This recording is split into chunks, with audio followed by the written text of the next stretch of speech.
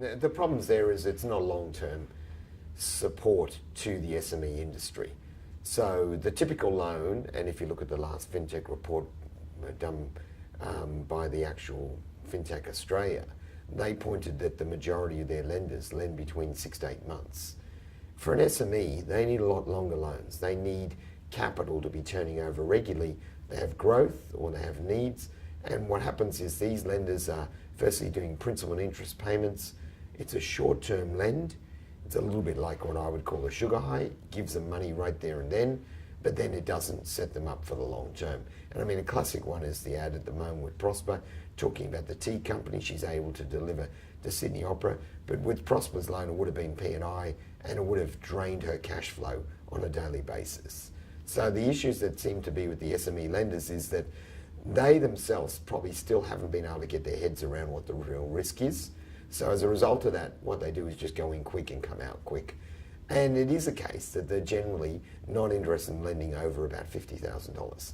They don't want to go for the higher. And part of the reason for that is if you set up a direct debit for, say, $100,000 and you go back to the client and say, look, here's what you're going to be paying per day, the client may balk at it because he'll go, well, that's going to strain all my cash flow and I'll have nothing to pay anyone else.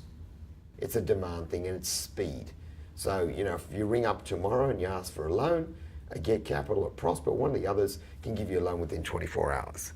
You know, we had a comment from one of our borrowers who was lending through us and then they got a Prosper loan and they turned around and said, her husband actually did it and her husband isn't the finance guy. And she said it was so easy, just click the buttons and he went ahead and did it. And as a result of that, that caused them a problem because we looked at their risk and said, well, why do you have this Prosper loan that's draining your cash flow? And it's more that businesses don't have time typically to look at their various options.